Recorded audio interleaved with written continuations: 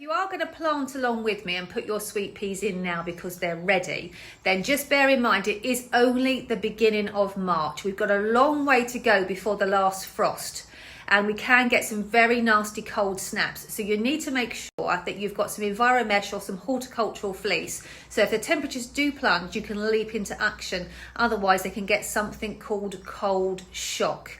Also be wary if you are hardening them off at the house and then you're going to take them to a different location.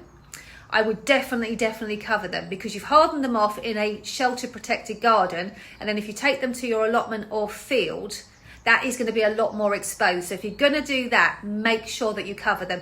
Our field is right at the bottom of the garden. It's right in a frost pocket. So we are actually going to put EnviroMesh over now, even though it's not needed now. So if we get a cold spell, we don't have to panic and leap into action.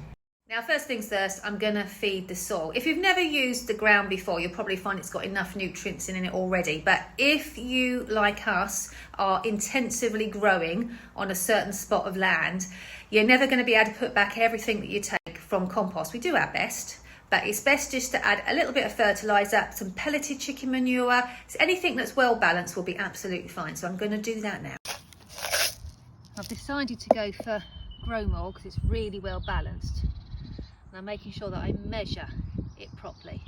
You'll notice I'm wearing gloves, and I'm going to sprinkle it so we get a nice even coverage. You don't need too much.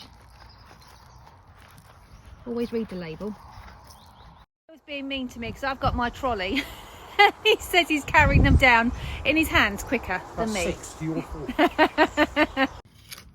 So you can see, just like when we planted the cornflowers, my soil is nice and crumbly. It's dark because it's got plenty of organic matter in it. And then obviously we've just added a little bit of fertiliser as well to replace what we've taken. So here's my sweet pea. These are autumn started sweet peas. So if you've only started yours recently, don't expect them to be as big as this. And you can see that I've got a lovely nest of roots. I'm going to plant the clump, all 3 plants together, nice and deep, and then the pots are going to be spaced about 22 centimetres apart. Now, sweet peas do need a nice deep root run. If you plant them in a bed, pot or container that is too small or too shallow, they'll be fine to start with. You won't notice any difference. But then eventually what will happen is they will start to die from the top downwards, and that usually happens when they've got to the 6 foot point. They're just about to flower, and it can be absolutely devastating. So make sure that you've got nice, good depth of soil before you get planting. I'm just carefully feeding the stems through the trellis so that the tendrils can grip on themselves as soon as they settle in. And I just wanted to show you, the sweet peas are branching naturally, so this is one pea, but look at the branching that we've got. We've got 3 stems coming off of that single pea, and that is because we haven't pinched it, and we grew it in the autumn when it was cooler, which has encouraged natural branching, which means we'll end up with much longer stems when they do start flowering. Here has had bud drop, but it's an amazing example. I will deadhead it in a second, but the plant knows that it's been deadheaded, frankly, already, and it's woken up the side shoot. Can you see?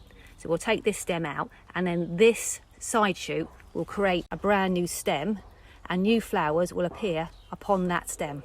Hopefully that makes sense. At the very beginning of the season, you get the longest stems because the plant's got less work to do, but every time it branches, it diverts its energy.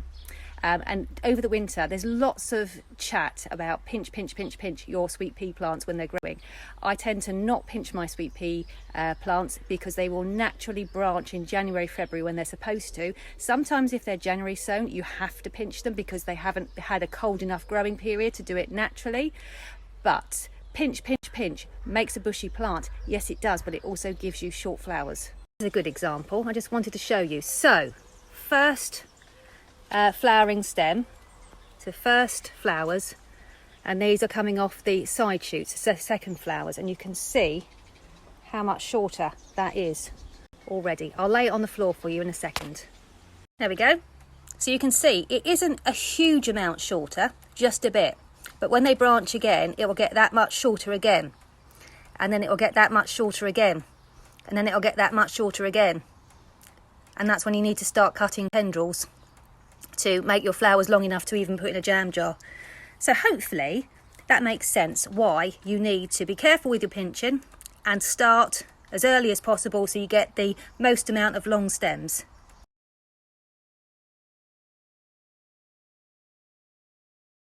So the spring sunshine are so big, Neil is having to tie them in already. Isn't that exciting?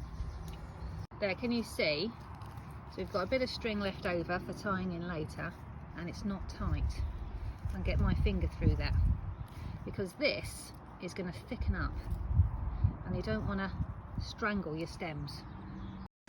Neil's just doing his, well, it's more than weekly job of tying in the sweet peas. You can see, if I step back, how close they're now getting to the roof. So we will have to stop them at some point, but we will show you exactly what we're doing. In the meantime, Neil is tying in the sweet peas, and he's also nipping off any tendrils that might be naughty. Let me show you. So these are tendrils, and their job is to help the plant cling on and climb. However, we don't really need them because Neil has been tying them in, so they go in the direction that he wants them to go in, which is straight up. So what can happen is the tendrils will then come out and snatch the flower, so they'll grab on to this flower if we don't trim it, and then that will ruin the bloom.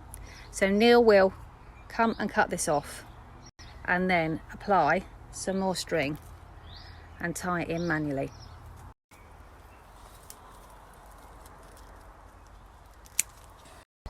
Tie to here, tie down here, because it's more strength here. Okay. If you tie to there, that'll end up bending. Right. And obviously leave plenty of space for the stem to go thick, because look at the thickness of that. See? So you've got to leave it room to grow. Yeah. Do you remember we left the string a bit long when we first tied them in? It means that now it's super easy to tie in the side shoots. So if you're just joining us and you're wondering what we're going on about, when Neil originally ties the stems in, can you see, it's quite a faff to get it through the wire. So what he does is he leaves the tail of the bit of string long, and then when the side shoots come up, the string is there ready and waiting just to tie the side shoots in. Clever, eh?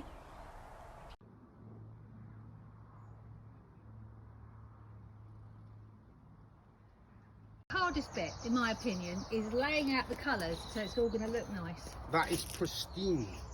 You've done an excellent job. You can put a spirit I don't level. know. You do this. I don't know why I ever bother to plant them. I'll leave it to you in the future. It's outstanding now. I've planted all that in the time it's taken to get 3 frigging colours out. Now making the hole bigger than the pot means that the plant can get its roots out really easily into the surrounding soil and settle itself in. Now it might appear that they're not doing anything for a few weeks, but they are.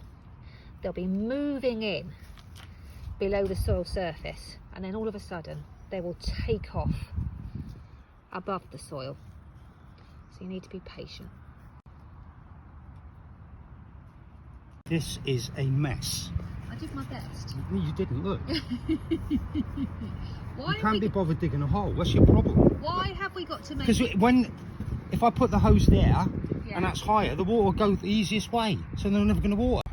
Oh, okay, so the water will roll away from Yes, the plants. yes. Okay, well, that's a really good point. Well, that's what I've been trying to say for 78 years. I know, but I did do it the best I could. No, you didn't. You didn't try. I did try. You did not try. I did. This is you go, oh, I've got a hole. That'll do. Like that. So that's everybody planted. Now, what we're going to do is we're going to put some EnviroMesh up now. We don't need it at the moment. It isn't cold enough, so you don't have to do this. However, this is a very busy garden and there's only 2 of us. So what we've decided to do is, because at some point there's going to be a cold snap. At some point we're going to want to cover them up to prevent them from getting cold shock. So why not do it at planting time? So the wind, the rain and everything can get through the EnviroMesh, no problem at all. So they're going to be perfectly happy. But that will just just give them a bit of extra protection and one less thing for us to worry about. Don't they look smart? So Neil's just putting up the EnviroMesh. You can see that the light just goes straight through it. It's very old, so excuse it. It's just giving them that bit of protection. It'll make a real difference. It's a very, very old piece of EnviroMesh. You see, it's supposed to keep bugs out. I don't think we've got much chance of that anymore, but it's not ready for the bin. We've not thoroughly worn it out yet. You must get really tired watching. My arm's aching.